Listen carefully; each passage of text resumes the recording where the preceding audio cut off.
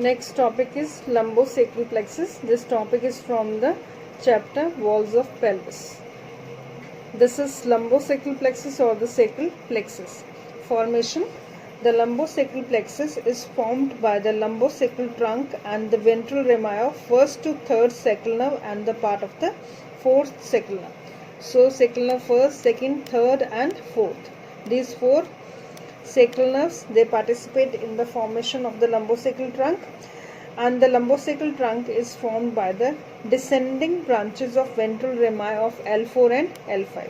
So descending branches of L4 and L5 and S1, S2, S3 and S4, these are forming the lumbosacral trunk, and the trunk descends over the ala of the sacrum. It runs over the wide part of the sacrum. Then it crosses the pelvic brim in front of the sacroiliac joint and joins the nerve S1. Then the nerves S1 and S2 are larger and the other sacral nerves are smaller. Next are the branches of this trunk. This trunk, lumbosacral trunk, which is formed from the ventral division of L4, L5, S1, S2, S3 and S4.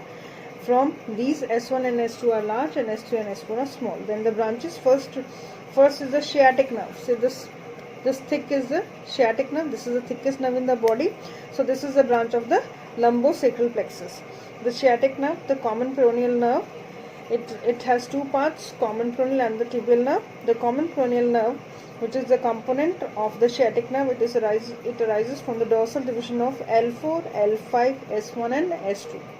From L4, L5, S1 and S2, there arises the common peroneal nerve, that is the fibular portion. Then is the tibial portion.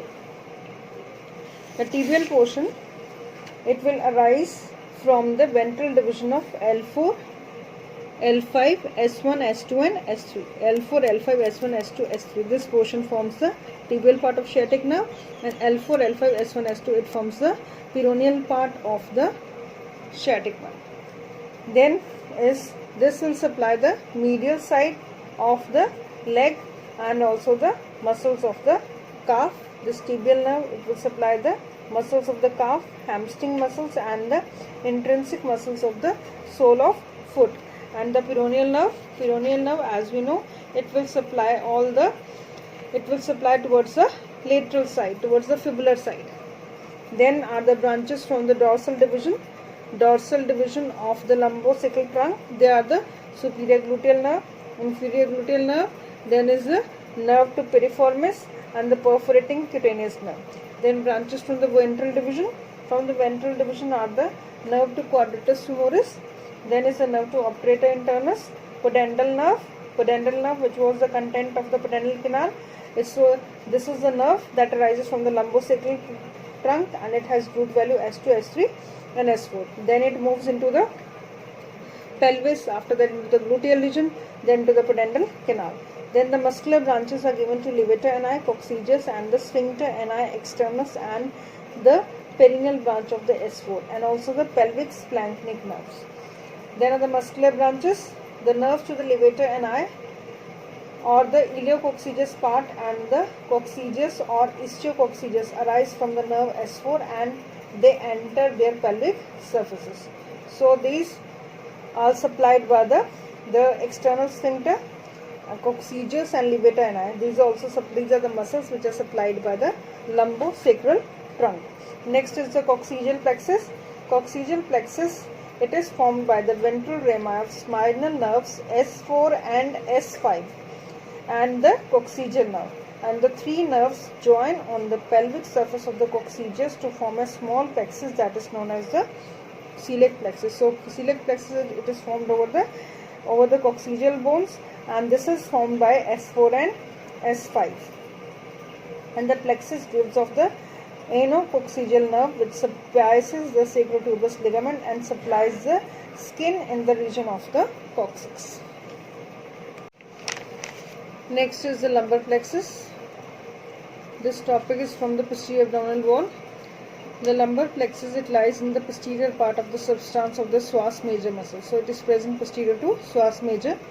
It is formed by the ventral rami of the upper four lumbar nerves, that is L1, L2, L3 and L4. It is formed by the ventral rami of L1, L2, L3 and L4. And the first lumbar nerve, this is the first lumbar nerve. It will receive a contribution from the subcostal nerve. This is receiving a contribution from the subcostal nerve. And the fourth lumbar nerve, which is the last lumbar nerve of the sacral of the lumbar plexus. This nerve gives contribution to the lumbosacral plexus. Lumbosacral plexus. And the branches of the lumbar plexus are, first of all, iliohypogastric nerve. First is the iliohypogastric nerve. Its root value is L1.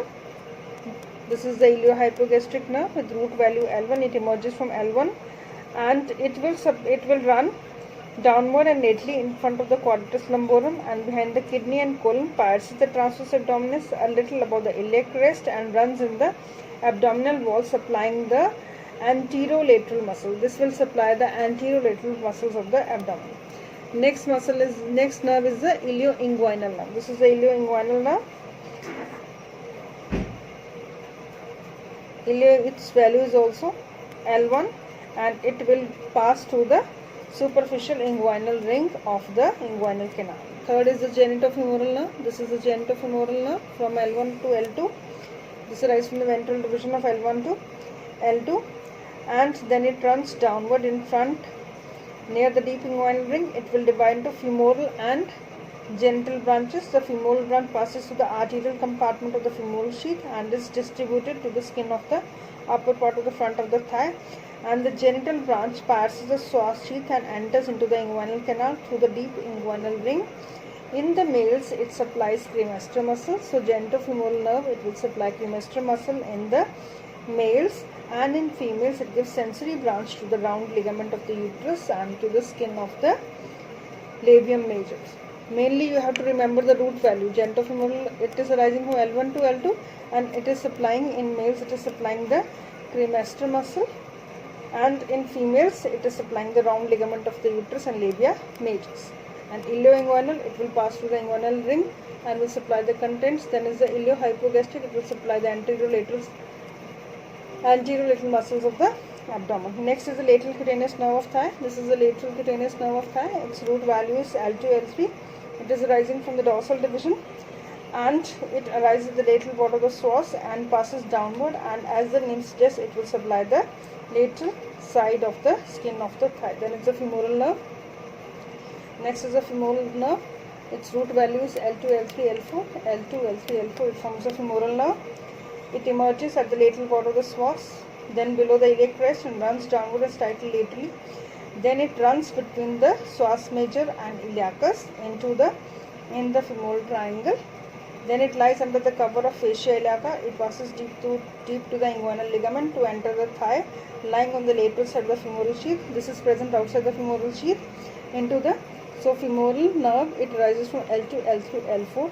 It crosses the inguinal ligament, then it runs into the femoral triangle. It is present lateral to the femoral sheath and it is lying in between the gap between the psoas major and the iliacus. And it will also supply the iliacus pectineus and it will supply quadriceps femoris and the sartorius muscle. Next is the obturator nerve. The obturator nerve, it rises from L2, L3 and L4. This is L2, L3 and L4.